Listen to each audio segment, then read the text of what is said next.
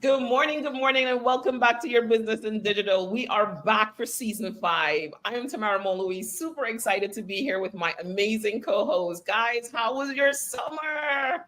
Good morning. Good morning. So excited to come back. I can't wait for us to dig into all what we want to dig into this season. But yep, the little break was good.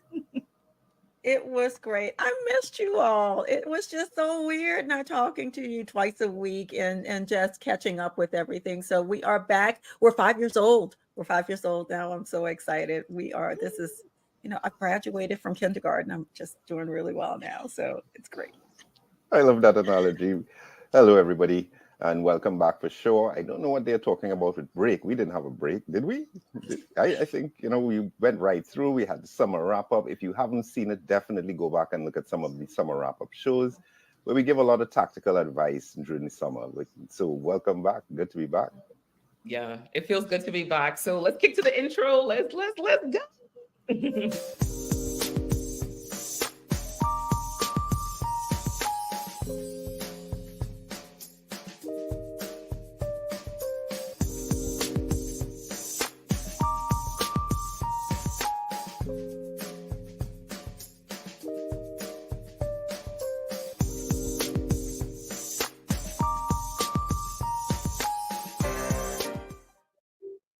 Oh man, welcome back to Your Business in Digital. You know what? This is the show where we talk to you about your business and we talk to you about digital strategies. Here at Your Business in Digital, we bring together an amazing team, right? I have a CFO in the building. I have a sales principal in the building. I have an operations person in the building. Of course, we have marketing in the building. Together, we pull together a true small business and we talk about digital and digital marketing strategies that can be effective to help you grow your business, to help you increase those leads, to help you get to those marketing assisted leads. We are so excited to do this show, and we want to make sure that you are telling people about this show because this is where you get the information to transform your business and to transform your digital marketing strategies. So you can connect with us anywhere. Connect with us on LinkedIn, connect with us on YouTube, connect with us on Amazon. We are everywhere podcasts are found. I want you to tell a business owner about this show. I want you to tell a business executive about this show. Tell a CMO about this show. Tell a CFO about this show. Tell your sales teams about this show because we're giving you practical solutions that you can actually implement right away and grow your business. We give you free information here because it's necessary.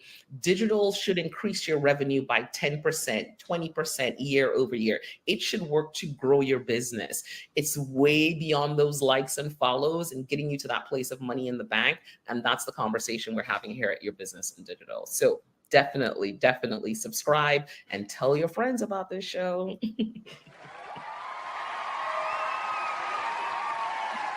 Mixing up the intro a little bit.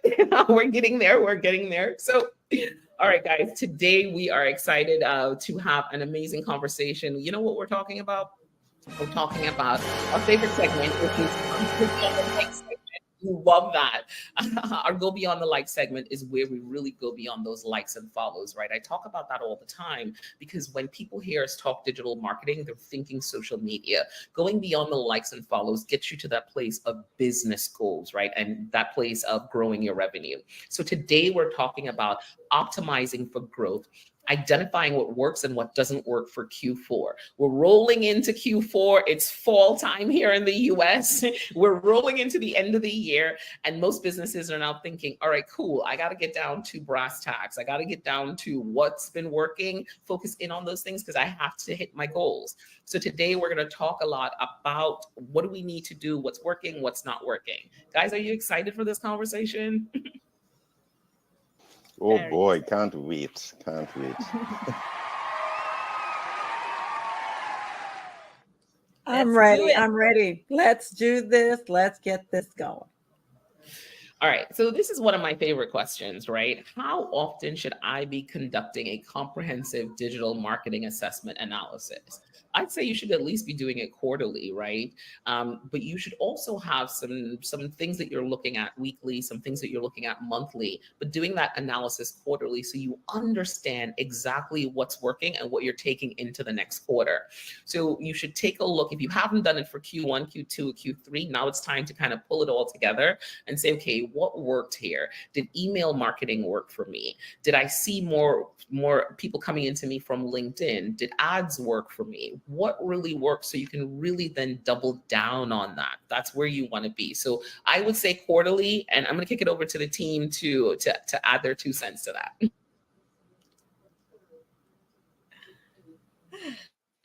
But I love the fact that you started off at quarterly. But you know, in the real world, people may hear quarterly and think, oh my God, I have to do this so often. But it really is important that you have that as a base, right? So at least, you know, if you can't do quarterly, the next step up will be, you know, every 6 months, that sort of thing. But I guess the point to drive home is that you want to be doing this thing at least once to twice for the year, because that sets up the tone for how you continue to do things, right? The thing about doing these type of assessments is it provides a lot of information. It provides that core information that you need to you know, design the right strategy for your business. And with the things changing so fast all the time, and especially in this digital marketing space, what, you know, I mean, we don't like to say jump on all the trends, but what's trendy now and what works now may not work 3 months from now because of a shift in the behavior of your audience through no fault of your own, you know. So yeah, like I like that advice where to start. I agree. I think this is not a microwave type of, you know, society thing that we need to roll on. We need to allow your strategies, the process, the customer journey to work and allow it to evolve and make an assessment. The opportunity for you is to take a step back and look at the opportunity that's come through. You understand what the client is actually saying to you and not have a knee-jerk reaction. One of the things that I like to tell my clients is this isn't one of those areas where you get on the scale every day and then look down at that number and then have a panic attack. Actually, what you're looking to have is a base point of measurement where you started, and then understand where you're going and assess as you move along. And then after you've had a chance to analyze everything for a little while, fine tune what's going on, not throw, you know, everything out of the window, but manage things and effectively revise what you're doing in little ways, modifications that will help your business be sustainable, not upset the apple cart, but just fine tune what you're doing. So I think quarterly is actually a good measuring point for this particular part of the exercise. I would just say I agree to, you know, all the thoughts. It's quarterly for sure, definitely. I'm really more honing into, you've got to have that comprehensive assessment done, right? So I know the question is more about how often, but let's talk about that comprehensive. You know, we're talking about making sure that you're looking at not only your presence, but your competitors' presence, right? It's a competitive landscape.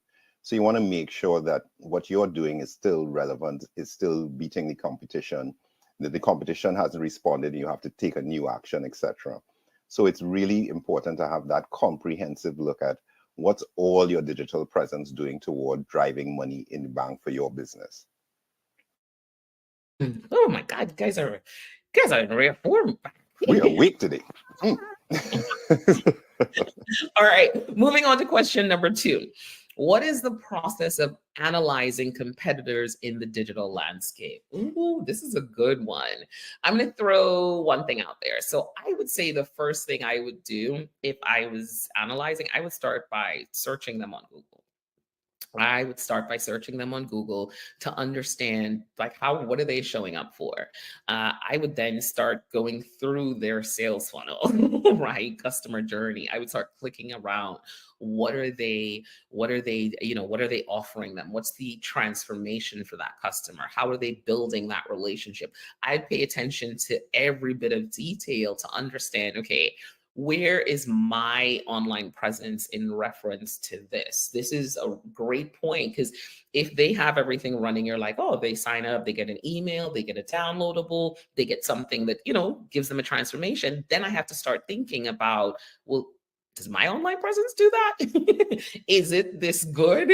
Or do I need to start making some tweaks? So that's an easy way for you to quickly start understanding what the competitor is doing. I mean, there's some fancy tools you can use, but a Google search is where you can start.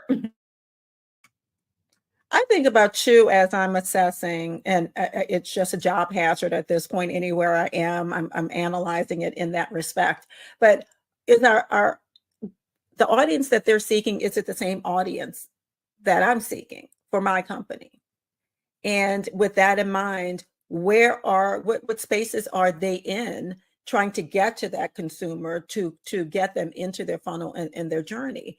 And that is my first place. Are we going after the same target audience? Because if we're not, then where they are won't make a difference, unless I'm trying to steal and get into that target audience as well, so that I can begin to pull some of that clientele away, or make sure that I'm in those same spaces. So that's the first assessment that I think it's really important for us to analyze, because one of the things that we often say here in this space, that our clients are fishing in the pond that their people are not in. So why are you even in that room? Why are you in that space if that client isn't yours? So make sure that that client is yours, and then understand how they're speaking to them. And as Samara said, am I getting an email? Am I getting a downloadable? Are they in the social spaces? And what are they saying that resonates to me if I'm that client? But also then take yourself out of that, because it resonates with you doesn't mean anything in some respect, but is it resonating with the personality of the client that you're trying to target, that demographic that you're seeking? So I like that. You can get lost in the sauce as you're doing that analysis, because there's so much good stuff that's over there as you're looking at that landscape.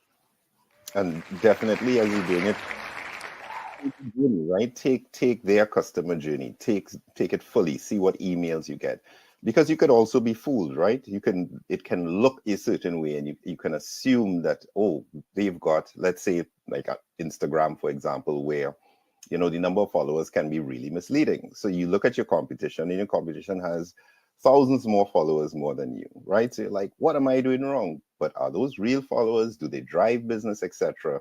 So you've got to go deeper. You've got to have some sense of what business is this driving for your competitor, right? And not be fooled by aesthetics, outward aesthetics, let's say. I just want to, I have an analogy for this, right? Because I believe all business owners have this ability to, do the research, right?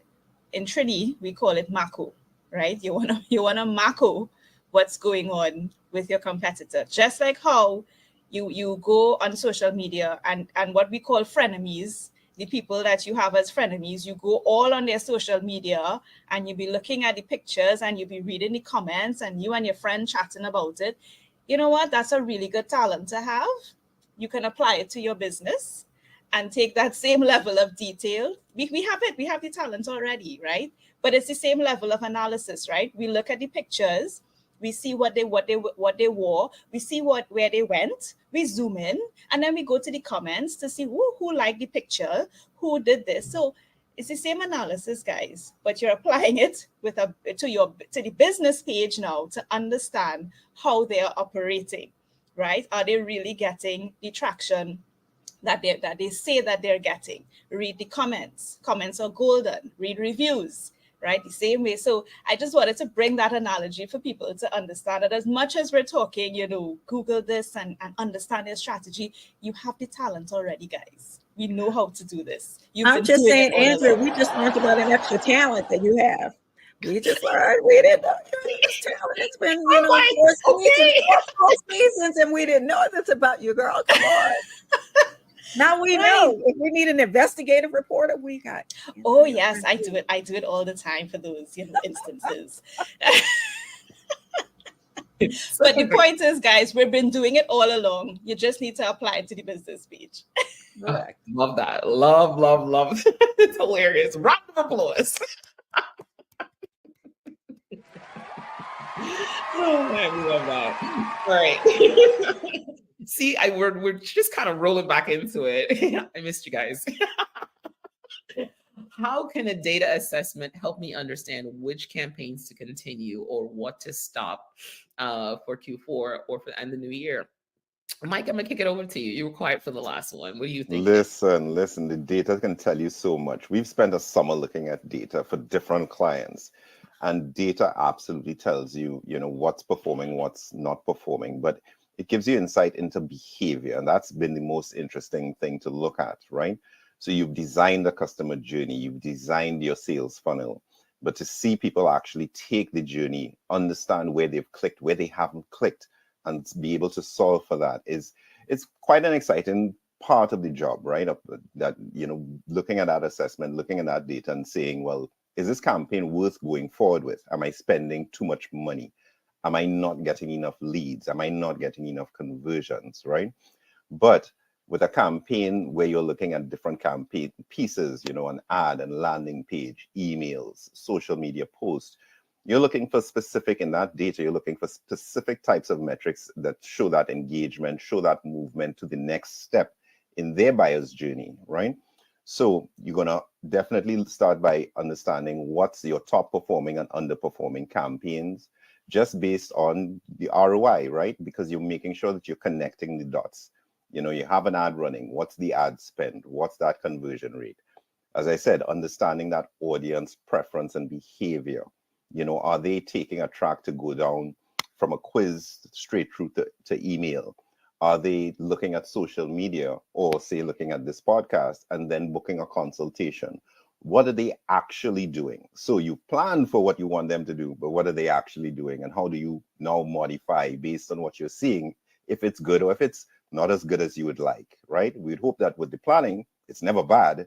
It's just not good enough. You just want to get it better. And then, of course, it's budget, right? So we are all small businesses. We're all working with budgets. You want to make sure you're spending that money wisely. We've worked on ads for a couple clients this summer where the whole job was basically just to make sure that that ad is optimized, making sure that every dollar that they're spending is well spent and not going to the incorrect audience. So there's so much to be held in the data. We understand it can be a challenge to look at a lot of data and understand, well, what do I pull from this data? Well, that's why we exist. That's why this podcast exists, right? So definitely, data helps you understand where you're going to go. It helps you understand what kind of actions people are taking, what search terms they're using, how do you convert them better, what works best and what doesn't. So great place to live in the data.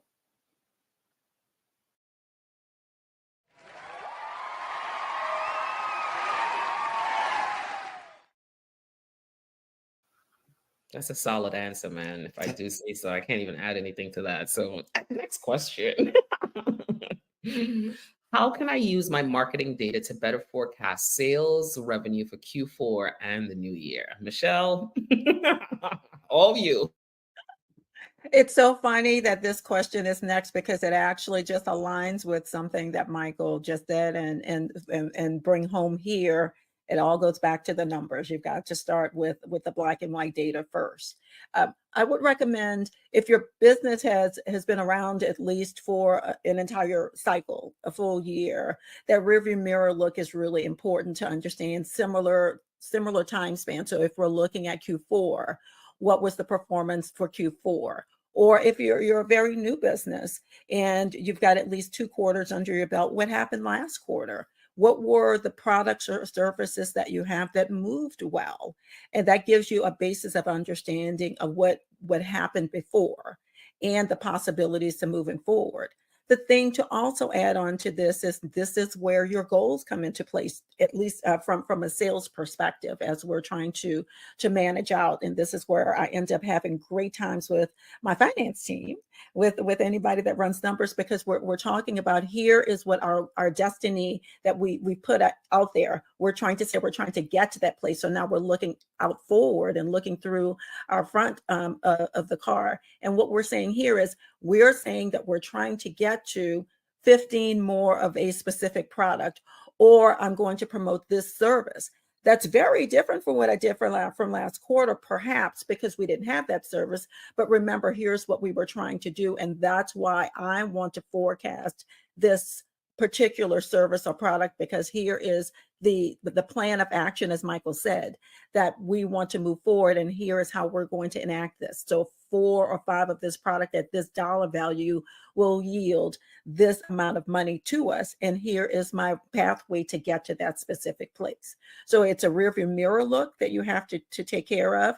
You have to bring your goals to the table. You have to understand what your product family mix of business is, and actually put your name against something. And I think that's the biggest piece that we're saying here. Don't make it a shot in the dark, but be very intentional about what that call to action is going to be, so that you can actualize exactly where you're going and hit that forecast number that you're putting out there.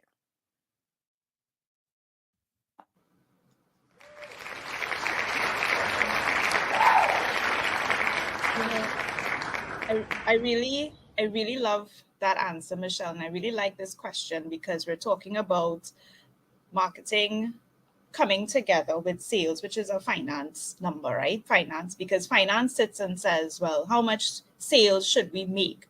But what we fail to understand is that the sales has to be achieved according to the market behavior. And I say that let me use myself as an example. I've discovered that based on how the year goes, the demand for my service is low and high at certain times. As we head into quarter 4, I found that people, this is as they start to think about next year, is when they start wondering, well, do I need an accountant? Or I need to get my finances, I need to put my finances in order. They may not use the terms that I call it. They may not say I need financial statements, but they just know, well, I have to file taxes, or I have to do this, so I need to start looking at it. So you find that their behavior during this time is a lot different than in the first quarter or the first half of the year. So if I am trying to define a sales goal, I can't define a sales goal that shows consistent sales throughout the year, right? I have to define a sales goal that meets marketing where they are, when marketing is saying, well, no, this is how they behave.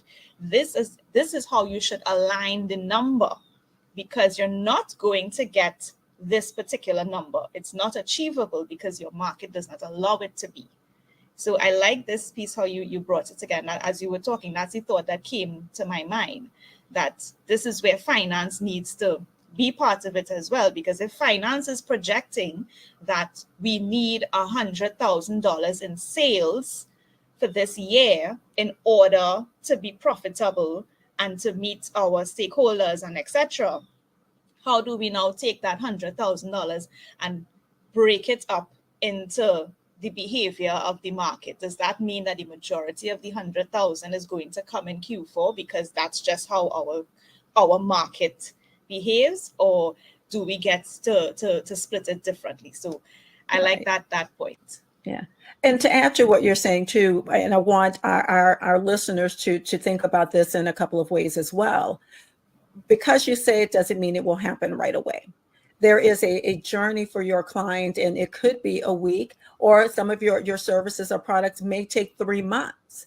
And you're putting down and really sitting down and understanding what that forecast is will allow you to think through that process as well. If I want one of my I'll use a remote, or pick a product that you have, understand what that buy-in cycle is. And if I want to sell more of those, which month is that going to come in? When can I expect that to land? Is there some marketing that needs to happen in advance of that in order for it to happen in that time span? If you're saying that it is a 3-month cycle and we're now in September, then the first month that I can project that this is going to hit is in December. So if you're not within that buying window, it's anything after December that you have to put in place. So in the meantime, what can I project for October and November? Do I have short-term products where they might buy a service or a product in a shorter time span? Those are the things that you're going to project in the closure window. And then if something's a more longer tail and takes a little longer to book, what is that and how many and when can I project that to happen? When you're having that conversation and having open, transparent conversations with all of your team so that marketing understands when that message needs to land. When do the metrics say it's going to hit? When can I tell the finance team we're going to book the contract or book the business, but we won't receive the money for another 30 days beyond that? She's able or he's able to predict that.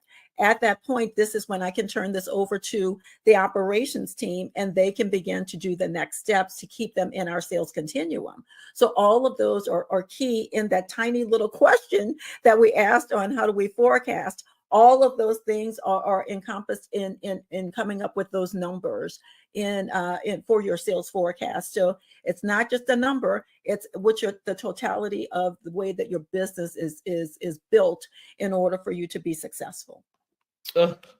Ladies, woo.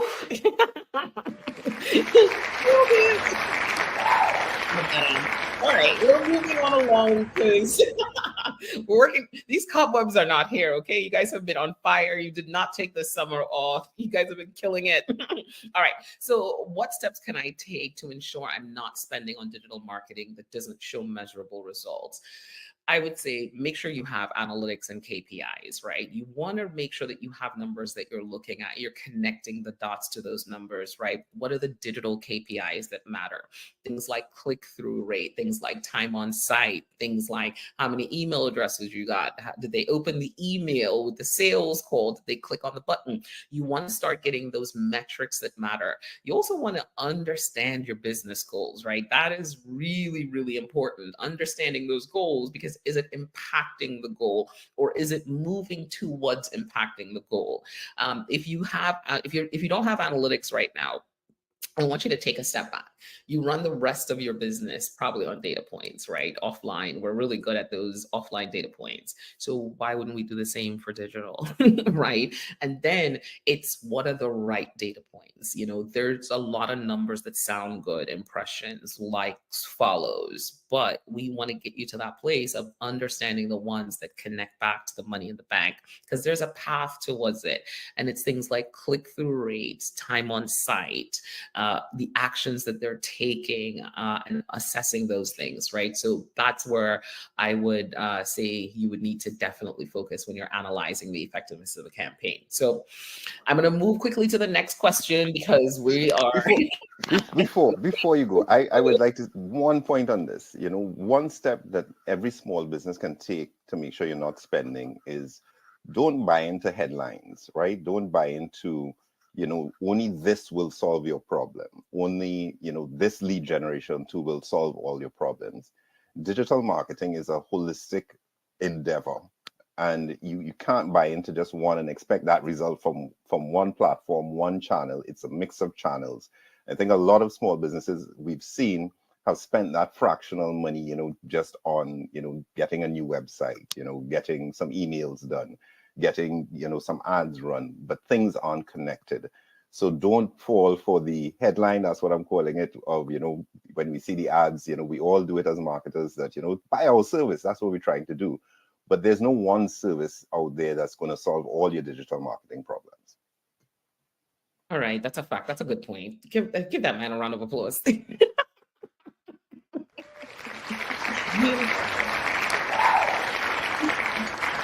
with the applause today.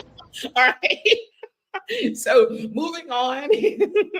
So what role does financial analysis play in determining the cost effectiveness of my digital marketing campaigns? I'm going to pass this over to our lovely CFO in the building. All right. Well, what role does it play? It tells the truth, guys, because numbers does not lie. It tells the truth as to what is really happening with this money that you're spending behind your digital marketing. And here's how you can actually use the analysis. So the first thing you want to do is to calculate the return on investment. So you want to understand how much revenue did this campaign generate. So it goes that now this is connected back to how Michael always talks about how you set up your operations, right? You have to first be set up to capture that data. That's another conversation. But assuming that you do, you want to be able to say, well, of this campaign, I've spent X amount of dollars, and this campaign brought me Y dollars in terms of revenue. And that simple calculation starts to map out for you the effectiveness of the spend. So that's one of the first actions or analysis that you want to do. The other thing that you want to do is you want to start tracking KPIs.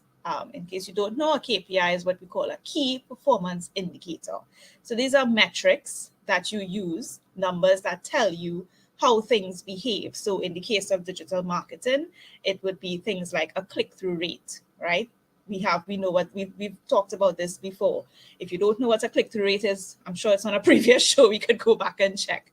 But it basically says how people behave towards your marketing efforts. You want to be able to understand the average order value, right? What elements of the campaign are working well. So you want to identify what are the KPIs that you want to track. And on this point, I will say, this is where it's critical for you to tailor this piece to you.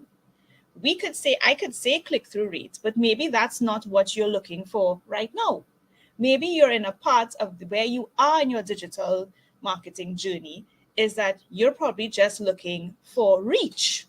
And you're probably just looking for, well, let's see how this page performs. You just want to see if you are getting people to subscribe. Are you getting people to click your social media page? So the point about it is that the KPI has to be specific to what you are trying to achieve in this part of your journey. Somebody else or your competitor might be looking at something different, or somebody else might say, well, you need to be looking at this. Always remember that the KPIs, and I think I've said this before on this show, the KPIs has to be very much in sync with you and very much in sync with what you are trying to achieve. So don't get caught up in maybe what other people are doing. So you want to identify some KPIs. And then you want to do things like comparing your campaign costs, right? This is where you want to understand, well, just generally, am I paying too much for this campaign? So it's good for you to understand your industry. The benchmark has to come from your industry. So what that means is if you're a plumber and you have a plumbing business and you have a website to talk about your plumbing service, do not go and look at how much a campaign costs for a bakery. They're not the same. Look at plumbing businesses or tradesmen businesses, at least stay in the general industry that you're in to understand, well, how do these type of things fare in the industry, right? So you want to be able to compare to benchmark. So if another plumber is spending 10,000 and you are spending 15, you might want to ask yourself, well, how come? What am I doing? Am I doing something wrong?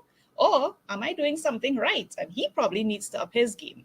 So you want to understand some benchmarking, and this will lead you to how you budget now. You want to be able to take all this information now and then allocate how you are spending the money. So the digital marketing activities we have different areas, right? So when you identify the elements of your campaign that are working for you, that's when you decide, well, I could put more money towards it. Or something that's not working, let me pull back on it, or let me tweak it before I put back more money in it, right? That's how the financial analysis helps you, because you now be able to take that $10,000 and be able to allocate it to efforts that are giving you a better ROI, as we started with the first point, right? So definitely, this is how financial analysis helps. And you realize I've said all of this, and I never use the words what you like, what you feel, what you think. We're starting with numbers. Pull the analysis first and then make a decision. I didn't say, well, look at the other people page, and if you find it look pretty, you probably need to up your game. No, you're looking at a number to say, what does the number tell you?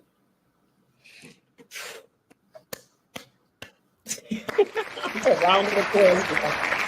Hold on. Great answer. Great answer. We are moving on to the next question, and I'm going to give everyone 30 seconds on this because we're about that time, right? We've done the cobwebs are gone, guys. So this is a great question. How can I better connect my digital marketing efforts with my overall business goals through data interpretation? So, Michelle, I'm going to kick it to you first, and then we can kind of round robin a little bit. Everyone get 30 seconds on it. And yeah, let's go.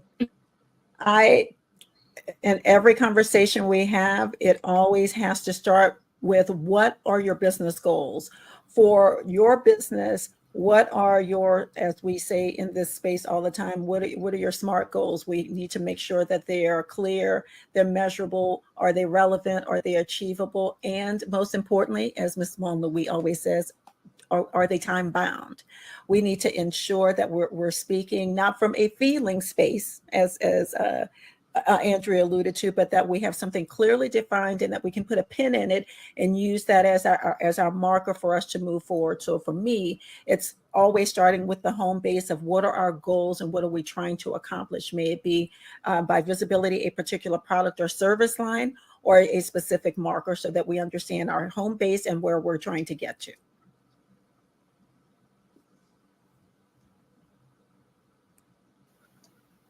Go for it, Andrea.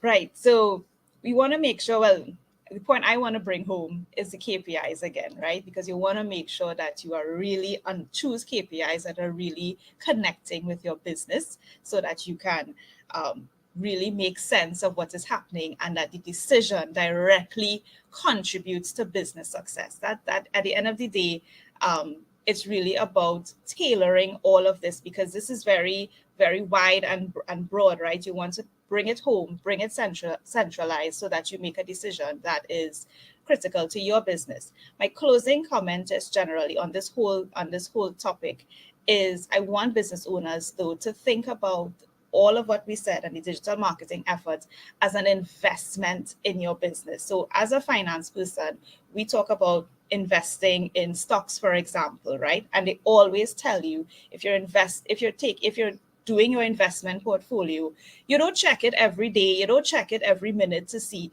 You sit back and you let it permeate a good solid 6 months, a year, especially if you're invested in a particular stock or particular type of item, right? The point about it is it takes time for these things to bear fruit. And I want business owners to think about this as an investment in the business that gives you the return over time. If you think about it in that way, you would allocate more to it in terms of money, and you would not see it as an expense and not see it as something that's taking away money, but you will see it as something that's going to bring money in later on. All right, my 30 seconds go. Make sure that you're collecting and analyzing data. So we talk about analyzing data all the time. We go into depth about it, but are you even collecting the right data? A lot of the clients we work with, we go into their systems and we have to make some new connections. We have to, connect the dots. So sometimes you have a disjointed presence where you're not actually collecting the right information so that you can do some analysis, right? So you're probably getting high-level metrics. You're looking at what's the number of impressions. You're looking at, what's the number of views, but you haven't gone deeper. So make sure that you're not only analyzing data, but you are set up to collect that data and build on, whether it's your CRM, build on your customer journey. That's what's going to allow you to optimize in the right places at the right time. Oh, I love these answers. You guys are so good. I'm going to make this really simple as a digital marketer here. Talk to all these people on your team. The buy-in for digital is so important, right? Understanding the metrics that makes the CFO tick, understanding the metrics that makes the sales team tick, understanding the metrics and the processes that make the operations team tick. So important in you really defining that digital strategy, especially if you get buy-in, because everyone is then on the same page and they're looking at the things that make sense to grow the business together. Digital sometimes is so isolated from the rest of the things that you're doing. Just like we do here at Your Business in Digital, we bring together the essence of a true small business with these great players here. And that's what you want to do. You want to have these conversations to understand how does digital marketing fit into my larger business? What are these other team members thinking? How do I get buy-in? How do I do things for them? How am I giving sales marketing assisted leads? How am I giving the CFO the path, those KPIs, all the way to the money in the bank? And how am I working with the operations team to execute these campaigns and get all the things done? If you have buy-in, the digital marketing becomes so much easier because everyone is then on the same page. Woo! It's all about the time. I love you too. I'm so glad we are back. I forget, when I'm off, I'm like, oh man, it's so good to be just doing things. And then it's like when I'm back, I'm like, yeah. So we are back. We are back. Your Business in Digital is back. And so let me tell you where you can connect with us. We want you to connect with us on YouTube. I want you to really make an effort to tell a business owner about this show, tell a CFO about this show, tell a CEO about the show, right? Go to a business executive, let them know this show is important for you to understand how you are moving your digital forward and how you're getting to that place of, hey, digital helped increase my revenue by 10%, 20% year over year. So tell people about this show, but connect with us. Connect with us on YouTube, connect with us on LinkedIn, and we're everywhere podcasts are found. Thank you so much for joining us. We are so happy to be back. We'll be back next on Wednesday talking more stuff. Debbie Mitchell is going to be back with us, so we're excited to have her. Thank you so much for joining us, guys. It's always great to be back with you. You make my brain tick. Have an amazing day. Take care.